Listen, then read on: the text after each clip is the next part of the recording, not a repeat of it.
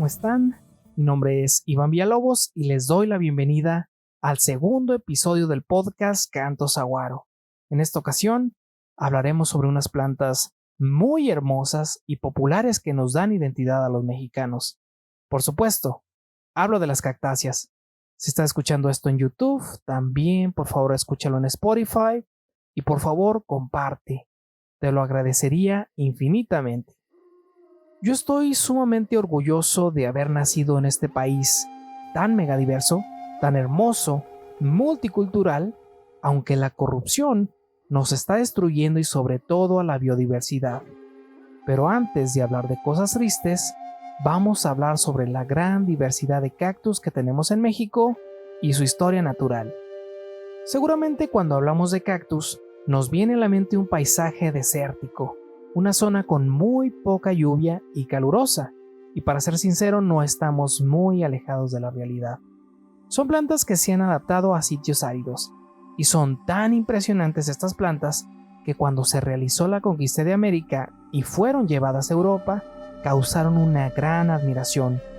Nunca los europeos habían visto unas plantas con un aspecto tan diferente a cualquiera de las plantas que hay en el mundo, y frecuentemente personas que llegaron a América y que comenzaron a escribir sobre la biodiversidad encontrada en este continente, hablaban sobre la admiración que tenían, sobre todo por la forma espinosa. Además, había escrituras muy detalladas sobre el buen sabor de los frutos de algunas cactáceas. Imagínense llegar por primera vez a América y probar un fruto sumamente dulce como lo son algunas tunas. Debe haber sido una experiencia increíble. Varios botánicos europeos comenzaron a describir bajo un método científico muchas plantas mexicanas donde obviamente figuraban las cactáceas. Al inicio, las descripciones y los nombres de los caracteres morfológicos eran pues bastante vagos, seguramente porque nadie los había definido ni estandarizado, y lo más probable, por la falta de metodologías para la clasificación de los organismos. Por ejemplo, los métodos moleculares que tenemos hoy en día.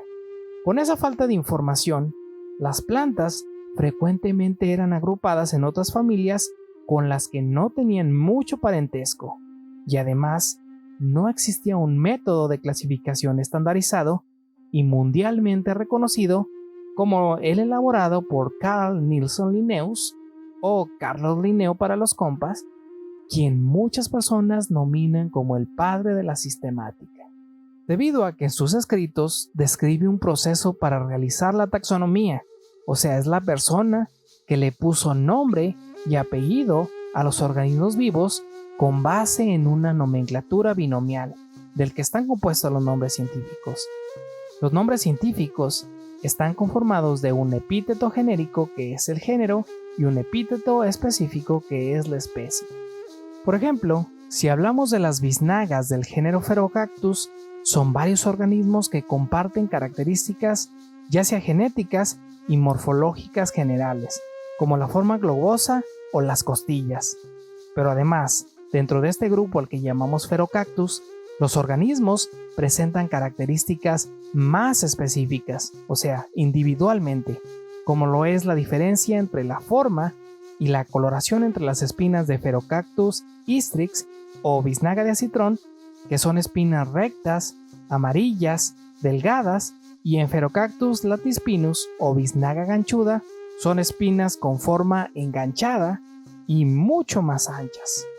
Con esto quiero dar a entender que hay organismos que comparten características y se ingresan a un grupo general, y posteriormente, con base en sus características individuales, reciben otra clasificación única para diferenciarlas de cualquier otro organismo en el mundo. Recuerden que la escritura de los nombres científicos, por regla, el género debe comenzar en mayúscula y la especie siempre debe de ir en minúscula.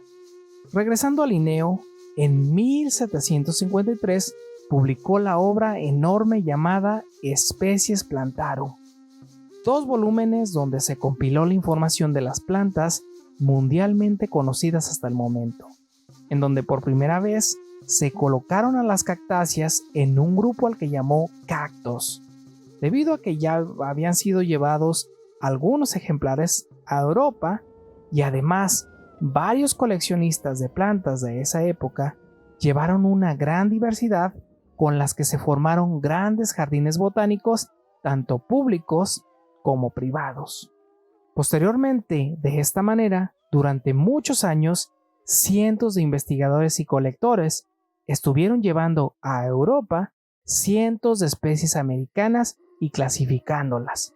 Y como contraparte, las culturas prehispánicas de América tenían un conocimiento vasto sobre las plantas, además, un conocimiento amplio sobre su uso, principalmente utilizadas en la alimentación y la medicina.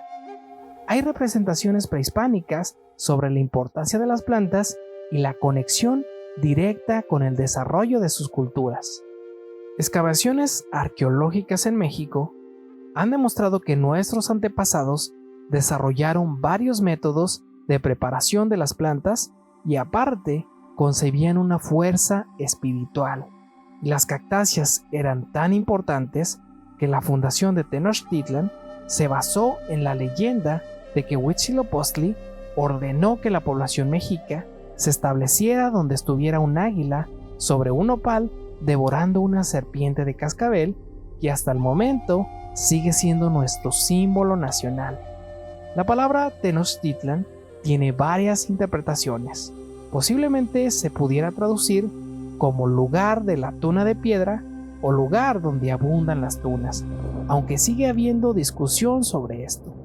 Y normalmente en México hay montones de lugares que llevan nombres con raíces de las culturas prehispánicas que hacen referencia a la admiración que ellos mantenían hacia las cactáceas.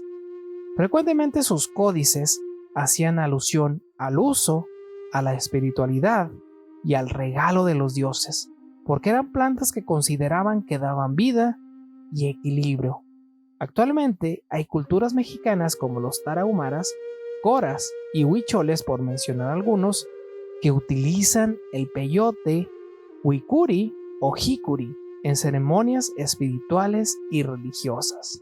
Las investigaciones científicas en México comenzaron como frecuentemente lo hicieron la mayoría de ciencias de este país, comenzando con investigaciones de europeos, posteriormente investigaciones de estadounidenses, quienes en este caso describieron bastantes especies, y por último, los trabajos de investigadores nacionales. Dentro de estos últimos, Carlos Patoni, Jesús González Ortega, Isaac Ocoterena, Faustino Miranda, Maximino Martínez y por supuesto la maestra Elia Bravo, considerada por muchos la madre de la cactología mexicana. El estudio de la botánica en México es un poco complejo, sin embargo, probablemente fuera una de las primeras ramas de la investigación dentro de las ciencias biológicas.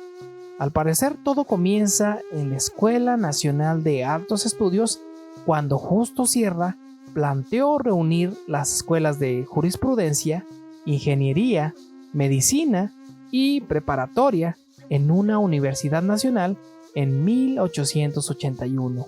Además, se trató de integrar el desarrollo de la ciencia. Y aunque transcurrieron varios años, no fue hasta 1908 cuando en el periódico se escribió sobre el inicio de la formación de la Escuela Nacional de Altos Estudios, haciendo énfasis en que en ella se formarían los hombres de ciencia. 2 años más tarde, en 1910, por fin se fundó. Sin embargo, la mayoría de los docentes no hablaban español, hasta que llegó el alemán Carlos Reiche, quien había trabajado en Chile y dominaba el español, y fue quien comenzó a dar las primeras clases de botánica en México. El plan de estudios de esa época era cursar varias materias de zoología y botánica, y el resultado era la obtención de un diploma de profesor universitario en ciencias naturales, aunque también podía haberse especializado en botánica. Y aunque en su mayoría las clases de botánica eran altamente apreciadas por los médicos y farmacéuticos que querían aprender para desarrollar medicamentos con base en las plantas, pues los primeros maestros en ciencias biológicas ahí formados fueron Leopoldo Ancona Hernández y por supuesto Elia Bravo Hollis, quien es considerada la primera mujer bióloga de México y que dedicó su vida a los cactus. La maestra Elia produjo su primera obra llamada Contribución al conocimiento de las cactáceas de Tehuacán. Posteriormente, después de mucho muestreo, visitas a herbarios extranjeros y trabajo en laboratorio, en 1937 publicó el libro Las cactáceas de México, en donde se muestran descripciones de casi todas las cactáceas descritas hasta el momento. En 1951 funda la Sociedad Mexicana de Cactología, donde fue presidenta de 1951 a 1955, y en 1955 se creó la Revista de Cactáceas y Suculentas Mexicanas. Posteriormente, en 1959, el maestro Faustino Miranda fundó el Jardín Botánico de la UNAM y la doctora Elia fue la primera directora. Después de muchos años de trabajo, junto con el maestro Hernando Sánchez, publicaron 3 grandes joyas, tituladas Las Cactáceas de México.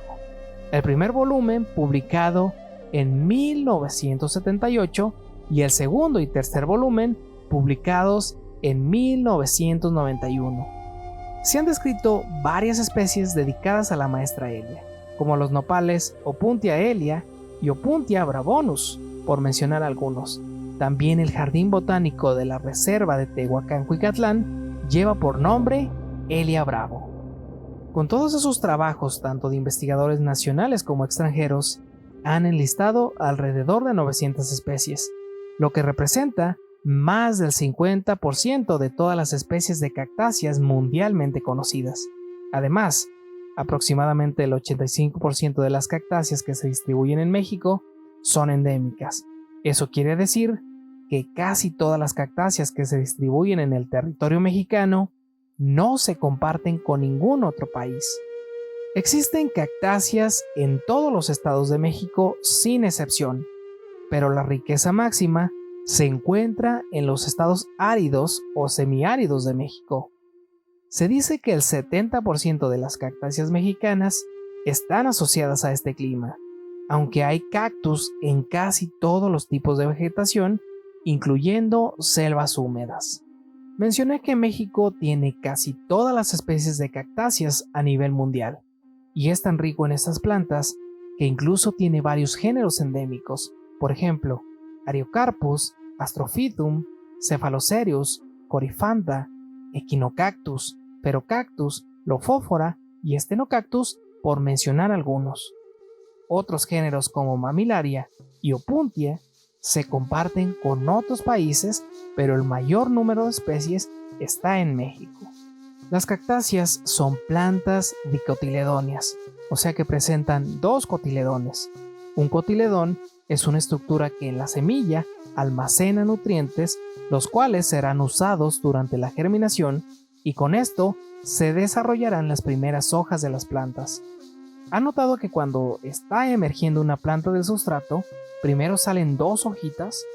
Pues esas plantas que presentan estas 2 primeras hojas son las dicotiledóneas, y las plantas donde emerge una sola hoja, como en los pastos, se trata de las monocotiledóneas.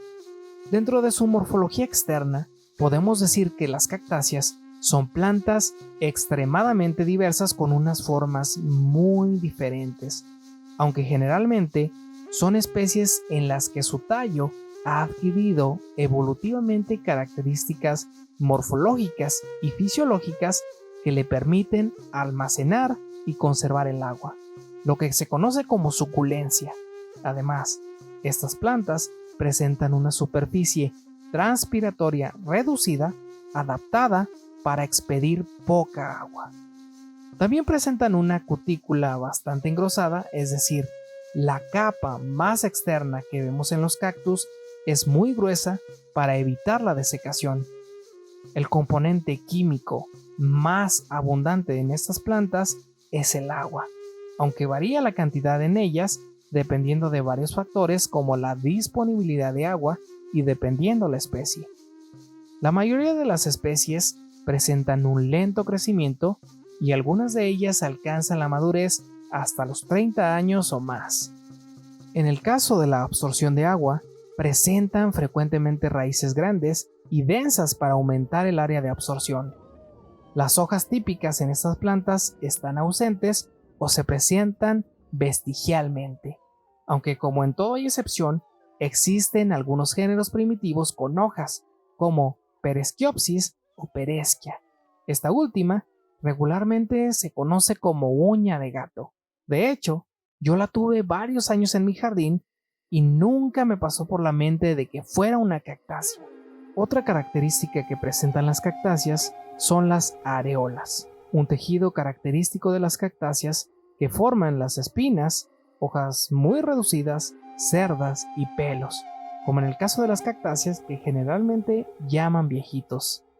Hablando de las espinas, también son muy características de las cactáceas, aunque es común que no se presenten en muchos géneros, como en el peyote, género Lophophora, o los falsos peyotes como Astrophytum y Astecium.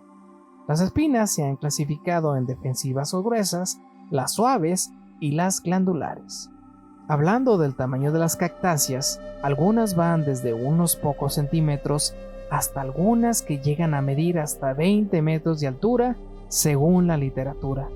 Uno de los más altos es el saguaro, Carnegie gigante, de ahí el nombre del podcast y es típico del desierto sonorense. La forma de las cactáceas es muy variable, pero es común encontrar con forma globosa o columnar. Existen cactus muy arborescentes, como lo son algunos nopales del género Puntia o Stenocerios. Los frutos de las cactáceas son muy diversos, aunque generalmente son carnosos como las tunas y joconostles, también hay frutos secos. Hablando de las tunas, son muy variables en color, las hay verdes, anaranjadas, rojas, amarillas y moradas. Algunas de ellas presentan azúcares y son bastante agradables al gusto humano, como las tunas cardonas o Puntia streptocantha, aunque los mexicanos usamos una gran cantidad de frutos, aunque estén bastante agrios, como la tuna joconostle, producida por el nopal o Puntia joconostle, que comúnmente le ponen al caldo. Las semillas también son muy variables en tamaño y forma, pero generalmente miden unos cuantos milímetros. Hablando del metabolismo de las cactáceas, es sumamente característico de algunas plantas que viven en zonas áridas y semiáridas, aunque también es común en plantas epífitas, o sea, plantas que viven sobre otras plantas como algunas bromelias. Este metabolismo se le conoce como CAMP, o metabolismo ácido de las crasuláceas. Las especies que presentan este metabolismo pueden crecer en sitios con muy poca disponibilidad de agua o poca disponibilidad de dióxido de carbono. Una de las características más sobresalientes de este metabolismo es que las plantas fijan el carbono en la noche, a diferencia de las plantas que no tienen este metabolismo.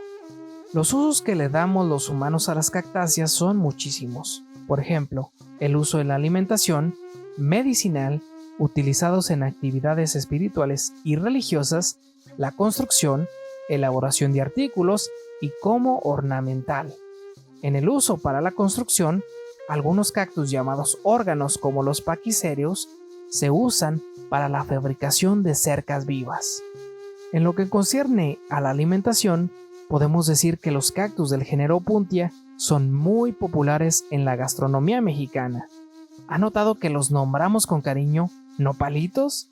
Pues realmente en la comida mexicana se utilizan mucho las pencas de los nopales y es bastante común ver que en los tianguis o mercados la gente venda bolsas con nopales. Imagínense unas enchiladas con nopalitos o nopalitos con huevo o qué tal una ensalada o un mole con nopalitos. La verdad es que el nopal es riquísimo, aunque varía mucho el sabor dependiendo de la especie utilizada y además la forma de prepararlos. Una de las especies más usadas mundialmente es el nopal o Puntia ficus indica, que que incluso se exporta de México y el cual también es altamente explotado en la parte forrajera para alimentar el ganado. En las zonas áridas y semiáridas es bastante común ver gente cortando las pencas del nopal y después lo ponen en la lumbre para quemar las espinas. A esta actividad le llaman tatemar el nopal y esto sirve para dárselo de comer al ganado cuando el alimento escasea. Estos tipos de cactus se reproducen muy fácilmente y es común encontrar sitios dedicados al cultivo de estas plantas. También se utiliza la pulpa que se obtiene de las pencas de los nopales en la época invernal, cuando las pencas están bastante hidratadas y no crecen nuevas pencas. Se les conoce como corazones, los cuales se preparan de varias maneras, muy similar a la forma de preparación de los nopalitos. Además, como lo mencioné anteriormente, otro manjar mexicano son las tunas que producen algunos nopales del género Opuntia. La verdad son riquísimas. En algunas zonas del centro de México las venden con limón y chile en polvo. Algunas son bastante dulces y también se exportan. He visto restaurantes en Europa donde se ofrece la tuna como un postre exótico a muy altos precios. Algunas personas consumen los frutos también, por ejemplo, de la cactácea mamilaria y les llaman chilitos. Algunos son bastante dulces y otros son muy agrios. ¿Saben a mí qué me molesta mucho? La gente que cuando va al campo por tunas, en vez de cortar solamente la tuna, mutilan toda la penca para tomar todas las tunas. Con esta acción, están truncando el crecimiento de la planta. Por favor, no lo hagas. No es saludable para el nopal ni estético. Es bastante cruel ir a campo y ver todas las pencas cortadas por la mitad. Otro fruto que comúnmente se consume es el garambullo, Myrtillocactus geometricans, que se vende en grandes cantidades en algunos sitios de México. Por último, otra cactácea ampliamente explotada en el mundo es la pitaya Iliocereus undatus, que da una fruta conocida como pitaya, que es muy buscada por su sabor y nutrientes, además con un alto potencial para ser producido en algunas zonas de México con escasez de agua. Otros cactus que lamentablemente se consumen son la biznaga de acitrón, Pherocactus hystrix, el asiento de suegra, Echinocactus grasoni y la biznaga burra, Echinocactus plateacanthus, de los que comúnmente son saqueados del medio ambiente para convertirse en dulces de biznaga o acitrón, que es un dulce cristalizado que se usa en varios platillos mexicanos, incluyendo la rosca de reyes.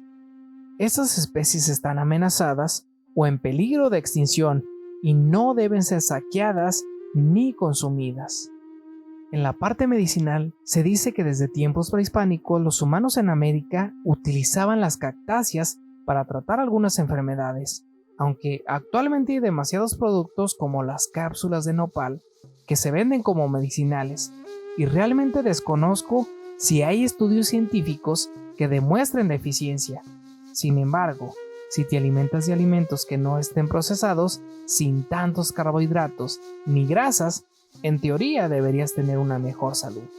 La composición química de Opuntia ficus indica es variable, pero aproximadamente el 91% es agua, 0.66 proteínas, 0.11 son grasas, 5.5 son carbohidratos y reportan que el nopal pudiera servir de alimento para las personas con diabetes, ya que estudios realizados en animales decrece la glucemia postprandial en efecto sinérgico con la utilización de la insulina. O sea que de manera burda es como decir que les bajó el azúcar en el cuerpo, como vulgarmente lo conocen muchas personas. Hay especies de cactáceas en México que están gravemente amenazadas o en peligro de extinción. Del total de cactáceas en México, aproximadamente 275 se encuentran en la norma oficial mexicana 059, en varias categorías como amenazadas o sujetas a protección especial. Sin embargo, hay poblaciones que están disminuyendo rápidamente o en el borde de la extinción, principalmente por el cambio de uso de suelo y el tráfico ilegal. Existen demasiadas cactáceas en México, algunas especies con una distribución bastante pequeña, o sea, microendémicas, y la mayoría son extremadamente hermosas, muy diferentes a cualquiera de las plantas existentes en el mundo, y eso, lamentablemente, ha despertado la codicia de millones de personas de querer mantener todas las especies en sus casas, pero sobre todo, aquellas especies con distribuciones muy restringidas o en peligro de extinción o especies recién descritas. Según algunos reportes, un ejemplo muy claro de esto es la especie Echinocerius ferrerianus variedad Lindsay, que fue descrita en 1975 y debido al saqueo de ejemplares, se cree que para 1990 ya era una especie funcionalmente extinta de la naturaleza. Y en ese riesgo están la mayoría de especies. ¿Y hacia dónde van todos esos ejemplares colectados? Muchos de ellos se venden en viveros y tianguis en México. Otros van a Estados Unidos y Canadá, y una cantidad exorbitante, o sea, toneladas, van a Europa y Asia. Y aunque desde la conquista de México fueron llevados ejemplares de cactus a Europa, probablemente el boom de la extracción masiva comenzó en los años 30, cuando millones de ejemplares eran saqueados de México y llevados principalmente a Japón, Corea y Tailandia. Y aunque ha habido algunos esfuerzos gubernamentales de reglamentar la extracción, la corrupción es tremenda. Según eso, hasta 1991 se pudo controlar un poco el saqueo masivo de especies por el ingreso del país a la Convención Internacional sobre el Comercio de Especies Amenazadas de Fauna y Flora, CITES, que contempla aproximadamente 41 especies mexicanas, que en teoría el CITES establece un marco legal internacional para regular el tráfico. Sin embargo, el saqueo de organismos sigue siendo tremendo, y hay reportes en los que se menciona cómo algunas personas, sobre todo extranjeros, extraían de manera ilegal millones de ejemplares, y lamentablemente esto sigue ocurriendo hasta la actualidad. Si eres amante de los cactus y usas las redes sociales como Facebook o Instagram, has visto cómo en Europa y Japón reproducen especies al por mayor, muchas de ellas en grave peligro de extinción en México. Y además, existe una selección artificial tremenda donde se modifican genética y morfológicamente los cactus basados en su estética. Y es porque la industria de las plantas es un rubro millonario. Hay gente que paga grandes cantidades por obtener plantas raras o modificadas. Y sí, tal vez dirás, pues sí, allá reproducen las plantas al por mayor, podríamos traer algunas a México para plantar nuevamente.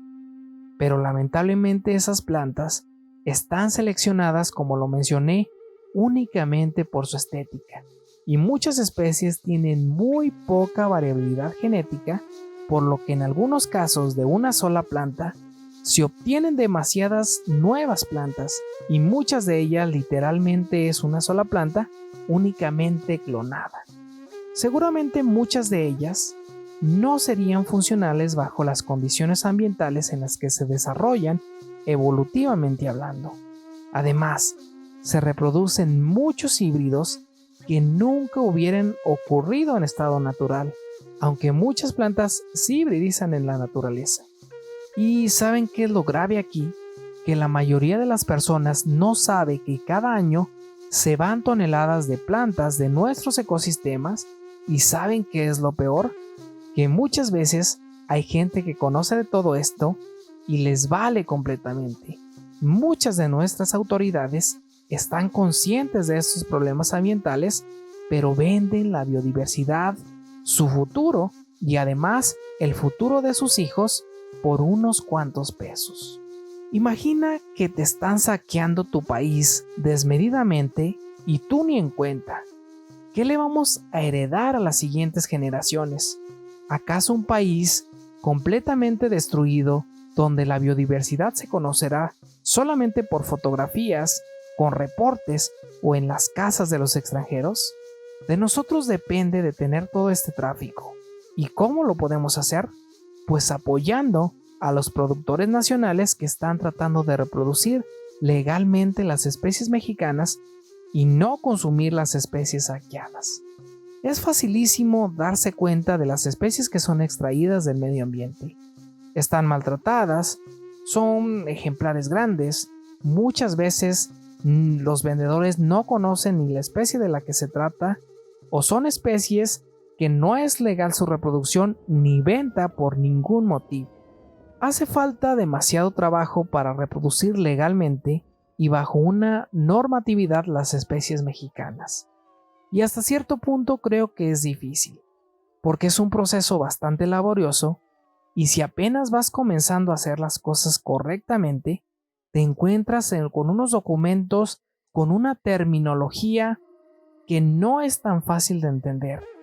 Entonces, la mayoría de las veces requieres una asesoría y además, los procedimientos gubernamentales muchas veces son bastante lentos y en algunos casos con mucha burocracia. Yo sí creo que una buena herramienta para la conservación es la reproducción de las plantas en viveros y además la venta de estos organismos, porque siento que la gente sin escrúpulos ya no tendría la necesidad de estar extrayendo del medio ambiente. Y otra cosa, necesitamos los mexicanos no apoyar la corrupción, porque existen leyes, especies prioritarias, sin embargo, la corrupción es un mal bastante grande y debería haber mano dura contra los países saqueadores como lo son algunos países asiáticos. No dejemos que nos roben nuestra biodiversidad. ¿Creen que si yo voy a Japón en un barco a traerme miles de salamandras gigantes, se quedarían viendo cómo saqueó su país? Obviamente no, me encarcelarían rápidamente. Entonces, ¿por qué los mexicanos no estamos haciendo nada contra esos países saqueadores? Por favor, si vienen extranjeros y les preguntan por alguna planta en específico, no los lleven a saquear. No vendan el futuro de México por unas cuantas monedas. Sé que hay personas que viven en condiciones donde la venta de una planta representa comer o no comer, pero hay otras formas de obtener el recurso. Por ejemplo, trabajar como comunidad para reproducir y vender legalmente las plantas. Pero la otra es que hace falta muchísima información y hasta la fecha he visto muy poca información sobre cómo producir legalmente las plantas y además no hay mucha información acerca del tráfico ilegal que es muchísimo. Ten conciencia, por favor. Se pueden hacer las cosas por el camino correcto. Yo no veo nada de malo que una persona viva de reproducir plantas y venderlas. Seguramente esta actividad marcaría una diferencia en la calidad de vida de miles de personas de México. Una planta que está en peligro no solamente por los saqueadores para uso ornamental, sino también porque es arduamente buscada por los alcaloides que presenta, es el peyote Lophophora williamsi. Como lo mencioné, es una planta usada por algunos pobladores pertenecientes a algunas culturas de México y considero que son los únicos que deberían usarla. Lamentablemente es utilizada por muchas otras personas como uso recreativo por sus propiedades psicotrópicas. Y pues tal vez lo consumes, sientes los efectos, pero pasarán en unas horas. ¿Realmente vale la pena extinguir una especie que no está en ninguna otra parte del mundo únicamente para sentirte bien unas horas? ¿Hasta dónde puede llegar tu egoísmo? ¿Hasta dónde estás dispuesto a sacrificar la biodiversidad de tu país?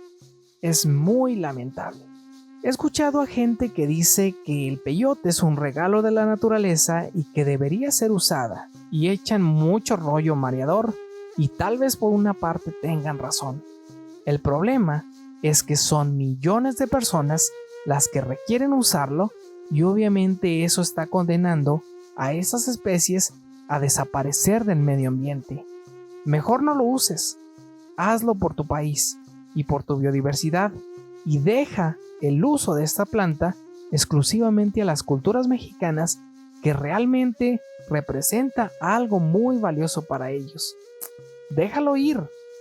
No cambiará nada si no lo usas. Y si eres neochamán o de los que vibran alto, déjalo en campo. Te sentirás muchísimo más tranquilo sabiendo que estás ayudando al único sitio que tenemos para vivir. Otro problema extremadamente grave para la conservación de las cactáceas es el cambio de uso de suelo por varias actividades como el crecimiento de la mancha urbana, la agricultura y la ganadería.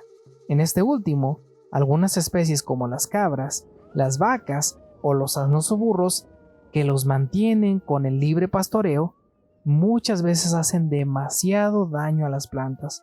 Por ejemplo, pisando las especies pequeñas o alimentándose de muchas de ellas, aunque sean de muy grande tamaño. Otra cosa de lo que la gente habla muy poco es la destrucción que hacen las empresas mineras, y conozco sitios donde las minas han destruido cerros enteros donde se distribuían especies endémicas de México y lamentablemente nadie se hace responsable por ello y nunca lo harán.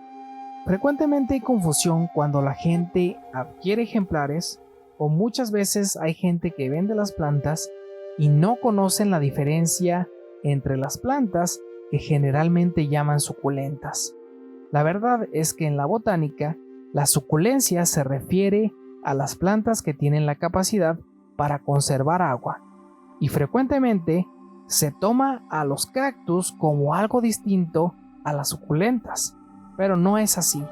Suculentas son las cactáceas, las crasuláceas, las euforbias, las portulacáceas y las agaváceas. Así que muchas veces se vende todo como suculenta, pero realmente se trata de diferentes familias.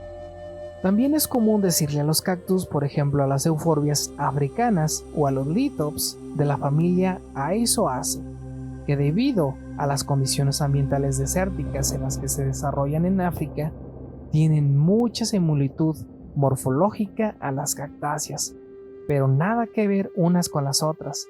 Las cactáceas son exclusivas del continente americano, así que no deben confundirse. Puedo concluir que, si eres mexicano, naciste en el país con mayor diversidad de cactáceas en el mundo, deberías estar preocupado por la conservación de la biodiversidad. Sin embargo, a muy poca gente le interesa. Si te gusta coleccionar cactáceas, no compres organismos saqueados del medio ambiente. Busca a los productores mexicanos porque necesitan de sus ventas para seguir creciendo. La verdad, mi admiración para todas las personas que trabajan para la conservación de las cactáceas, y la conservación no es ir al campo a retirar las semillas para reproducirlas en tu casa. Eso es saqueo. No consumas dulces de biznaga o acitrón debido a que son elaborados con base en organismos extraídos del medio ambiente, y la mayoría de las especies tienen un crecimiento sumamente lento.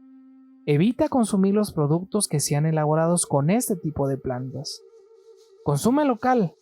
Compra los nopalitos que provengan de una huerta o las tunas que provengan de una huerta.